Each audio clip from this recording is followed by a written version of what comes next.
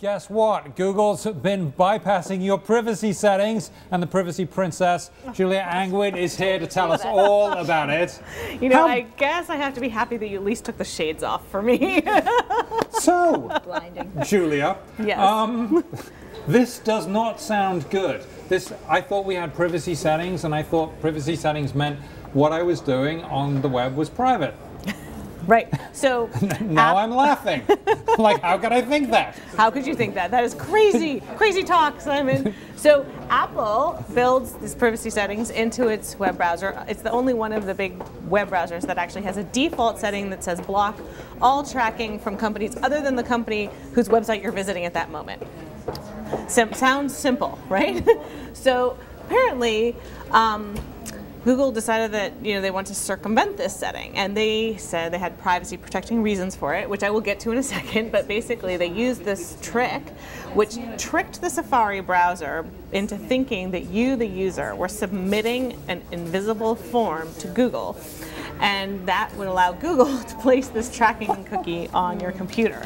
And apparently, this is and you can't make this stuff up either. You cannot make it up. So you don't touch. There's an ad on a web page you're visiting. It's from Google. You don't look at it. You don't touch it. But it is submitting a form on your behalf to make the browser think that you're really friendly with this ad, and then that allows it to drop a cookie. And these cookies are these devices that allow you to then be tracked further across the web. And Google said it did this because... So Google said, look, we were trying to do this very complicated thing of embedding the +1 button inside of ads. And the idea being that +1 is sort of like their equivalent of the like button, so that if you wanted to click like and +1 that I like this ad, you could do that. And this is to do with that Google Plus social network. It's part of the whole Google Plus, we need to compete with Facebook and have a social network. So far so good. But in order to keep their web browsing data separate from their Google Plus data, they came up with this way to drop this particular cookie using this circumvention technique. That cookie was supposed to be temporary. It only lasts 12 to 24 hours, but it was often replaced by a permanent cookie.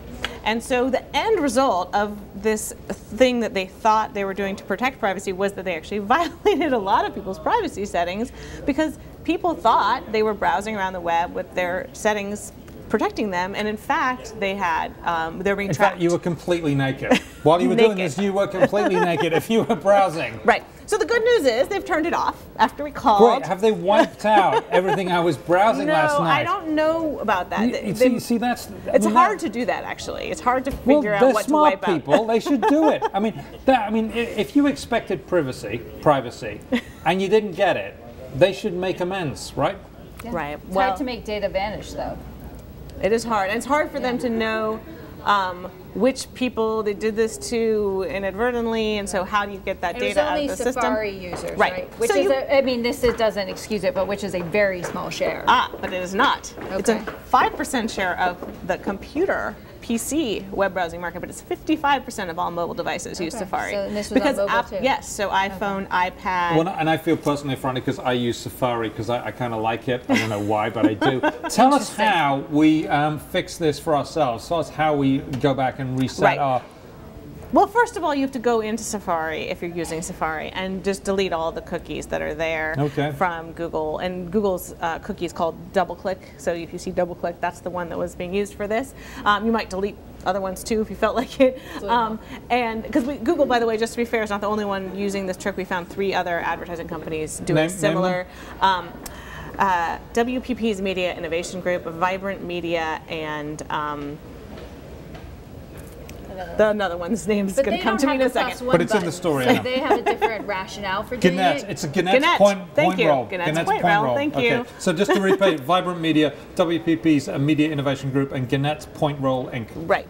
Yes. Right. Okay. And so, interestingly, Vibrant Media, for instance, said, look, we claim ownership of this. We think Safari is blocking our ability to track users, and we think that since these cookies don't actually have your name in it, it's not a violation of your privacy, it's just a unique ID number. So they're standing by their technique. Jessica, what's Apple saying?